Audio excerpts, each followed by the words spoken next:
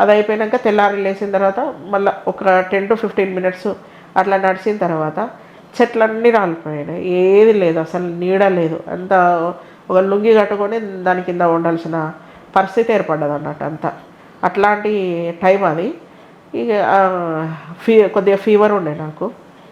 దాంట్లో ఒక comrade tea చేసింది. టీ చేసి టీ తాగుదురా నీతో అని చెప్పి పిలుస్తుంది నన్ను ఆమె. నేను టీ కప్పు పట్టుకొని అక్కడికి వెళ్తున్నా. ఫైరింగ్ సౌండ్ అనేది 8:20కి స్టార్ట్ అయింది. మనకెంత వాళ్ళు అంత చుట్టూ తిరిగి వచ్చిన అంత లెక్క అనిపించింది నాకు. చాలా క్లియర్గా ఫైరింగ్ సౌండ్ 8:20కి స్టార్ట్ అయింది, 8:40కి క్లోజ్ అయింది. మళ్ళొక 5 minutes క్లోజ్ అయ్యి మళ్ళొక 5 to 10 minutes మళ్ళీ ఫైరింగ్ అయింది.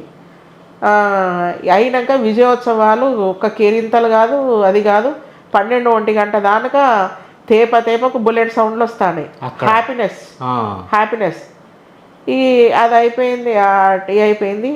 ఈమె ఉంది మాతో పాటు ఉన్న ఆమె వెళ్ళి పక్కన పెద్ద లీడర్లు ఉన్నారు, సెంట్రల్ కమిటీ మెంబర్స్. అది మన ఏంటిది దాన్ని ప్లాటూన్ తర్వాత కంపెనీ వాళ్ళు ఉన్నారు. అక్కడ చాలా హై లెవెల్ సీసీ మెంబర్స్ ఉన్నారు. వాళ్ళని పోయి వీళ్ళు కలిసిళ్ళు. వీళ్ళు ఏం మాట్లాడుకున్నారో తెలియదు. రమ్మని చెప్పానంటే మేమున్న 10-12 మందిని వెళ్ళి వాళ్ళతో కలిసినాం.